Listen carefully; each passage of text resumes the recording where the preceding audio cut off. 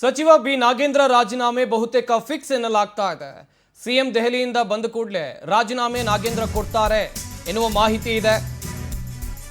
ನಾಗೇಂದ್ರ ರಾಜೀನಾಮೆಗಾಗಿ ವಿಪಕ್ಷದವರು ದೊಡ್ಡ ಮಟ್ಟದ ಪ್ರತಿಭಟನೆಯನ್ನ ಮಾಡ್ತಾ ಇದ್ರು. ಈಗ ಅವರು ರಾಜೀನಾಮೆಯನ್ನ ಕೊಡೋದು ಫಿಕ್ಸ್ ಎನ್ನಲಾಗ್ತಾ ಇದೆ. ಇವತ್ತು ಅಥವಾ ನಾಳೆ ನಾಗೇಂದ್ರ ರಾಜೀನಾಮೆಯನ್ನ ಕೊಡ್ತಾರೆ. ಈ ಬಗ್ಗೆ ಹೈಕಮಾಂಡ್ ಗಮನಕ್ಕೆ ಮುಖ್ಯಮಂತ್ರಿ ಡಿಕೆ ಶಿವಕುಮಾರ್ ಅವರು ತಂದಿದ್ದಾರೆ. ನಾಗೇಂದ್ರ ಜೊತೆಗೆ ಇಬ್ಬರು ಸಚಿವರು ಕೂಡ ರಾಜೀನಾಮೆಯನ್ನ ಕೊಡ್ತಾರಾ? ಸದ್ಯಕ್ಕಿರೋ ಪ್ರಶ್ನೆ ಇದು.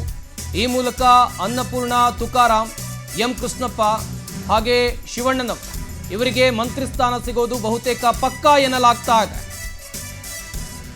ನಾಗೇಂದ್ರ ರಾಜೀನಾಮೆಗೆ ಈಗಾಗಲೇ ಸದನದ ಹೊರಗೂ ಮತ್ತು ಒಳಗೂ ಎರಡೂ ಕಡೆಯಲ್ಲಿ ಪ್ರತಿಭಟನೆಯಾಗಿದೆ.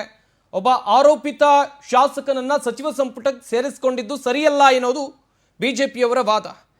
ಹಠ ಹಿಡಿದಿದ್ರು, ಸದನದಲ್ಲಿ ಪ್ರತಿಭಟನೆಯನ್ನ ಮಾಡಿದ್ರು, ಹೊರಗೂ ಕೂಡ ಪ್ರತಿಭಟನೆ ಜೋರಾಗಿತ್ತು. ಪಾದಯಾತ್ರೆಯ ಪ್ಲಾನ್ ಅನ್ನು ರೂಪಿಸಿಕೊಂಡಿದ್ದಾರೆ.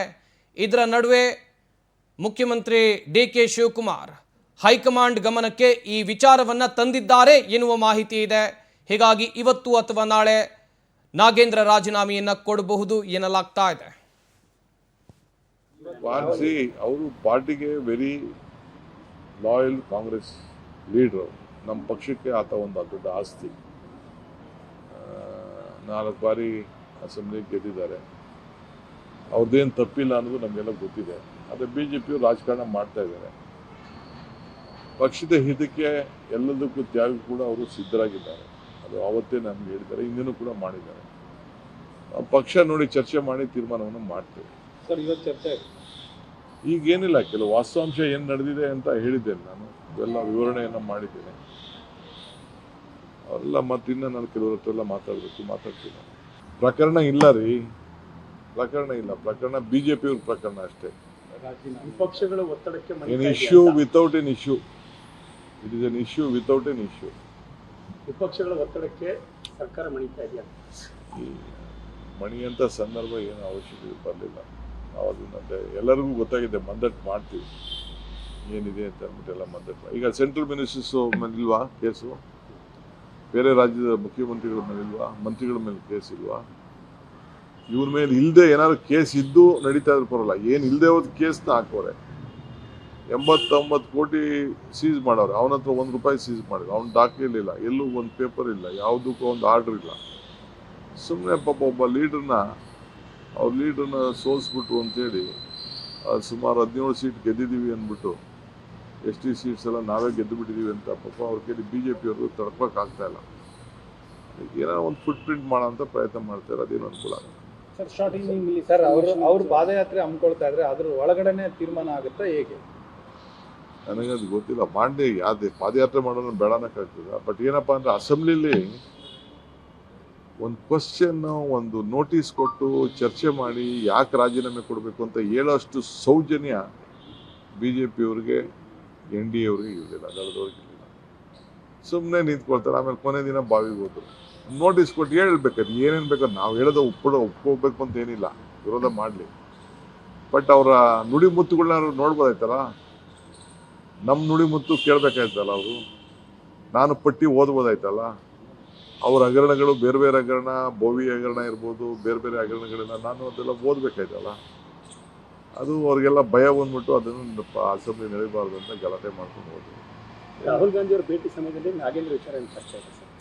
ನನ್ನ ಪಕ್ಷಕ್ಕೆ ಏನೇನು ಬೇಕು ಎಲ್ಲ ಈ ಬಗ್ಗೆ ಇನ್ನಷ್ಟು ಮಾಹಿತಿಯನ್ನು ಕೊಡ್ತಾರೆ ನಮ್ಮ ಪೊಲಿಟಿಕಲ್ ಬ್ಯೂರೋ ಹೆಡ್ ರಾಘವೇಂದ್ರ. ದೂರವಾಣಿ ಸಂಪರ್ಕದಲ್ಲಿ ಜಾಯ್ನ್ ಆಗ್ತಾ ಇದ್ದಾರೆ. ರಾಘವೇಂದ್ರ, ಈಗಾಗಲೇ ಸಚಿವ ಬಿ ನಾಗೇಂದ್ರ ರಾಜೀನಾಮೆಯನ್ನ ಕೊಡೋದು ಕನ್ಫರ್ಮ್ ಎನ್ನಲಾಗ್ತಾ ಇದೆ. ಬಟ್ ಸಾಧ್ಯತೆಗಳ ಬಗ್ಗೆ ನೋಡ್ತಾ ಹೋಗೋದಾದ್ರೆ ಅವ್ರ ಜೊತೆಯಲ್ಲಿ ಇನ್ನೂ ಇಬ್ಬರು ಸಚಿವರು ರಾಜೀನಾಮೆಯನ್ನ ಕೊಡಬಹುದು ಎನ್ನುವ ಚರ್ಚೆ. ಯಾರವರು ಅಂತ?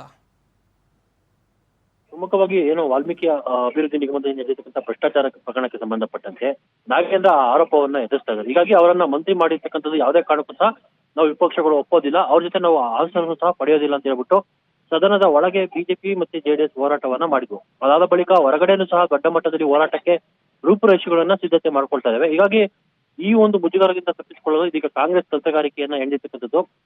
ಯಾವುದೇ ಕ್ಷಣದಲ್ಲೂ ಅವರು ಇವತ್ತು ಸಂಜೆ ಅಥವಾ ನಾಳೆ ಒಳಗಾಗಿ ನಾಗೇಂದ್ರ ಅವರ ರಾಜೀನಾಮೆಯನ್ನ ಪಡೆಯುವುದು ಬಹುತೇಕ ನಿಶ್ಚಿತ ಅಂತ ಹೇಳಲಾಗುತ್ತೆ. ಯಾಕಂದ್ರೆ ಒಂದು ಪಕ್ಷ ಪಾದಯಾತ್ರೆಯನ್ನ ಬಿಜೆಪಿ ಮಾಡಿದ್ದೇ ಆದಲ್ಲಿ ಆಗ ಕಾಂಗ್ರೆಸ್ಗೆ ದೊಡ್ಡ ಮಟ್ಟದ ಡ್ಯಾಮೇಜ್ ಆಗುತ್ತೆ, ಆಡಳಿತ ಪಕ್ಷಕ್ಕೂ ಸಹ ಅದು ಇರಿಸು ಆಗುತ್ತೆ. ಹೀಗಾಗಿ ಆರೋಪವನ್ನು ಎದುರಿಸತಕ್ಕಂಥ ನಾಗೇಂದ್ರ ಅವರ ರಾಜೀನಾಮೆಯನ್ನ ಪಡೆದು ಅವರ ಬದಲಿಗೆ ಬೇರೆ ಅಂದ್ರೆ ಅದೇ ಕ್ಷೇತ್ರದಲ್ಲಿರ್ತಕ್ಕಂಥ ಮತ್ತೊಬ್ಬರು ಅಂದ್ರೆ ತುಕಾರಾಮ್ ಅವರ ವೈಫ್ ಏನಿದ್ದಾರೆ ಅಂದ್ರೆ ಅನ್ನಪೂರ್ಣ ತುಕಾರಾಮ್ ಅವರಿಗೆ ಆ ಸಚಿವ ಸ್ಥಾನವನ್ನು ಕೊಡುವ ಮುಖಾಂತರ ಆ ಒಂದು ಸಮುದಾಯಕ್ಕೆ ನ್ಯಾಯವನ್ನು ಕೊಡೋದಕ್ಕೆ ಇದಕ್ಕೆ ಕಾಂಗ್ರೆಸ್ ನಾಯಕರು ತೀರ್ಮಾನ ಮಾಡಿದ್ದಾರೆ ಅಂತ ಹೇಳಲಾಗುತ್ತೆ. ಹೀಗಾಗಿ ಅಧಿಕೃತವಾಗಿ ಘೋಷಣೆಯನ್ನು ಮಾತ್ರ ಬಾಕಿ ಇರ್ತಕ್ಕಂಥದ್ದು. ಇವತ್ತು ಸಂಜೆ ಸಿಎಂ ಅವರು ದೆಹಲಿಯಿಂದ ಬರ್ತಾರೆ. ದೆಹಲಿಯಿಂದ ಬಂದ ಬಳಿಕ ಎಲ್ಲವೂ ಸಹ ಆಗುತ್ತೆ ಅನ್ನೋನು ಕಾಂಗ್ರೆಸ್ನ ಆಪ್ತ ಮೂಲಗಳು ಸಹ ಸ್ಪಷ್ಟಪಡಿಸ್ತಾ ಇರ್ತಕ್ಕಂಥದ್ದು. ಯಾಕಂದ್ರೆ ವಿಪಕ್ಷಗಳ ಒಂದು ಇದಕ್ಕೆ ಬೆದರಿತ ಕಾಂಗ್ರೆಸ್ ಅನ್ನೋ ಒಂದು ಬಗ್ಗೆನೂ ಸಹ ಇದೀಗ ಚರ್ಚೆ ನಡೀತಾ ಇರ್ತಕ್ಕಂಥದ್ದು. ಒಂದು ಪಕ್ಷ ಇದನ್ನು ಹೀಗೆ ಬಿಟ್ಕೊಂಡ್ರೆ ಮುಂದಿನ ಅಧಿವೇಶನವೂ ಸಹ ನಡೆಯೋದಕ್ಕೆ ಬಿಡೋದಿಲ್ಲ.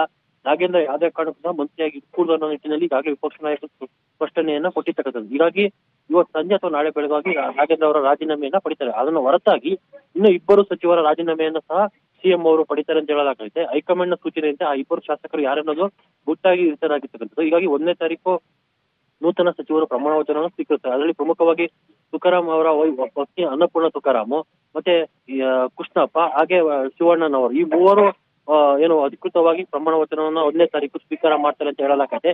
ಎಲ್ಲವಕ್ಕೂ ಸಹ ಇವತ್ತು ಸಂಜೆ ಅಥವಾ ನಾಳೆ ಒಳಗಾಗಿ ಅಂತ್ಯ ಬೀಳುತ್ತೆ ಅಂತಾನೆ ಹೇಳ್ಬೋದು ಸಂಪತ್. ರಾಘವೇಂದ್ರ, ತಮ್ಮೆಲ್ಲ ಡೀಟೇಲ್ಸ್ಗಾಗಿ